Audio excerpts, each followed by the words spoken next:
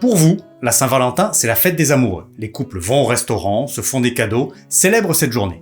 Ça, c'est en France et dans d'autres pays occidentaux. Mais au Japon, c'est très différent. En quoi ? Il n'y a que les femmes qui offrent et pas qu'à leur amoureux. C'est parti pour une vidéo remplie de sentiments, de traditions et de beaucoup de chocolat.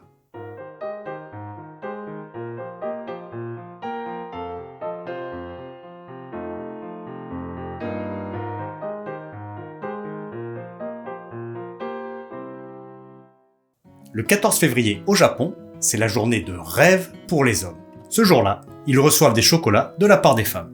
Mais tout le monde n'a pas droit aux mêmes friandises.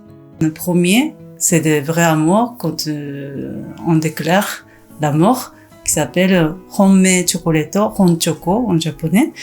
Et moi, à l'époque, j'ai fabriqué moi-même à la maison. On a acheté de chocolat, tous les ingrédients qui est fait à la maison. Et même en emballage, on fait nous-mêmes. Le Honmei Shoko, en résumé, c'est celui que la japonaise achète ou confectionne et offre à l'élu de son cœur. Celui avec qui elle a déjà une relation ou à qui elle fait sa déclaration. Jusqu'ici, ça ressemble un peu à notre Saint-Valentin.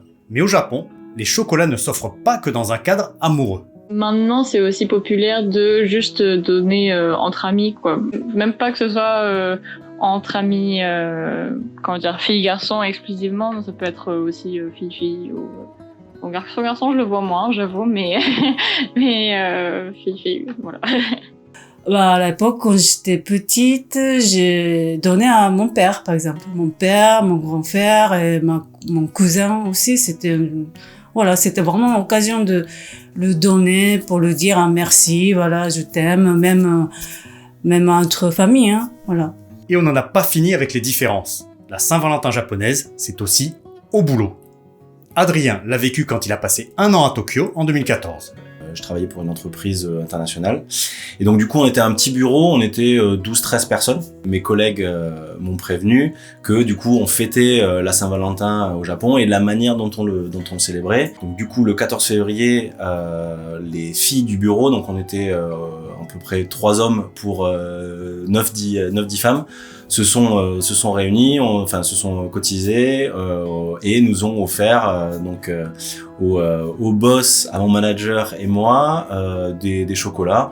Alors rien de très exceptionnel, mais voilà, c'était l'attention et aussi le côté très traditionnel.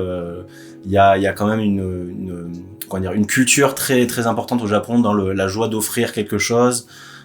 Et je pense que la Saint-Valentin s'inscrit aussi beaucoup dans ce cadre-là maintenant. Pour cette pratique au travail, on parle de Giri Shoko, qu'on peut traduire par chocolat d'obligation.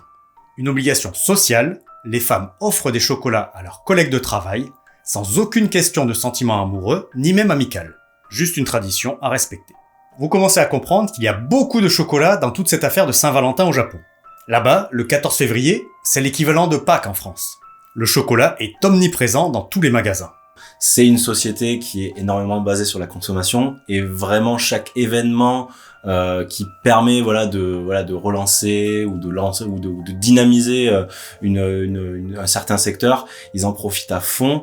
Et c'est vrai que dès la fin janvier, on commence à voir tous les magasins commencer à mettre des panneaux, des sections spéciales dans les rayons avec que du chocolat. Il y a beaucoup de publicité, il y a des rayons dans le magasin, il y a des rayons de spécial vraiment pour le Saint-Valentin, niveau de déco, niveau de vraiment emballage. Le japonais, c'est très important, c'est toujours petite ruban ou ces petits papiers, le cadeau, de kawaii, et il y en a partout.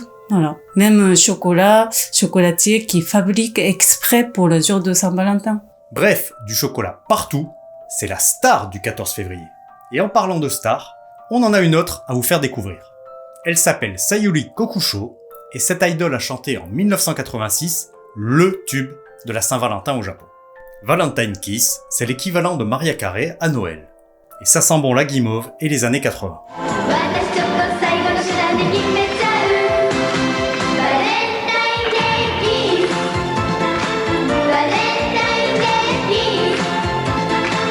J'en entends déjà certains dire « Oh, c'est pas très normal quand même, c'est les femmes qui payent tout aux hommes ». Attendez un peu, un mois tout pile en fait. Nous sommes le 14 mars, Et au Japon, ça s'appelle White Day, le jour blanc. Là, on inverse les rôles. C'est au tour des hommes d'offrir, de rendre ce qu'on leur a donné le 14 février. Et il se dit qu'ils ne sont pas toujours très prévoyants. C'est marrant, il y a toujours une file la veille au soir, comme si les hommes étaient un peu moins prévenants et faisaient tout au dernier moment.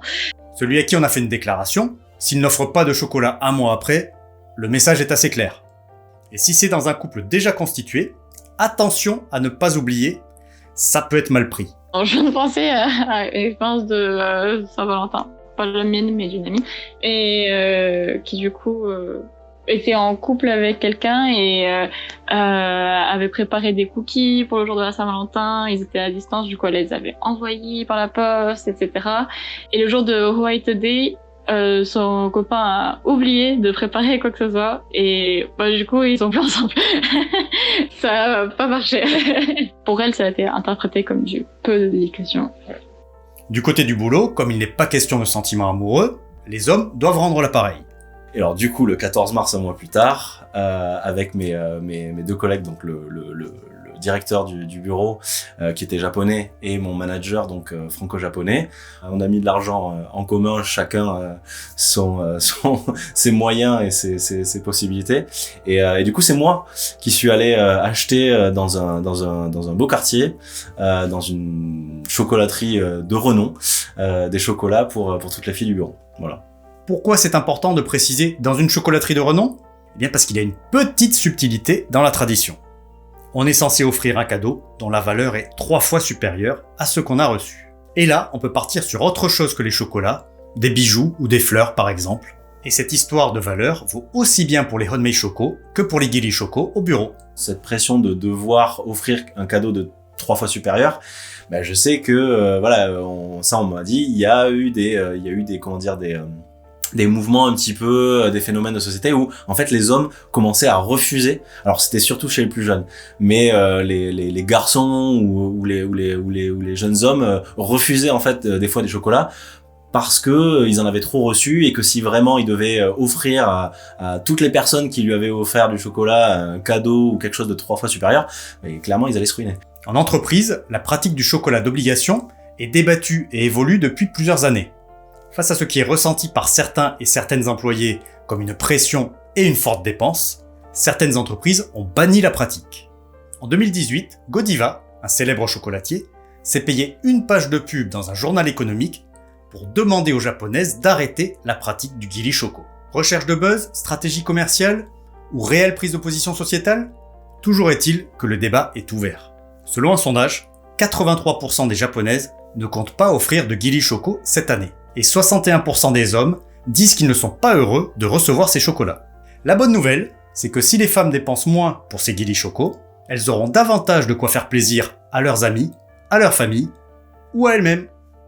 Merci d'avoir regardé cette vidéo. Qu'est-ce que vous pensez de cette tradition de la Saint-Valentin ? Dites-le nous en commentaire. Si cette vidéo vous a plu, likez et pensez à vous abonner. À bientôt sur Culture Japon.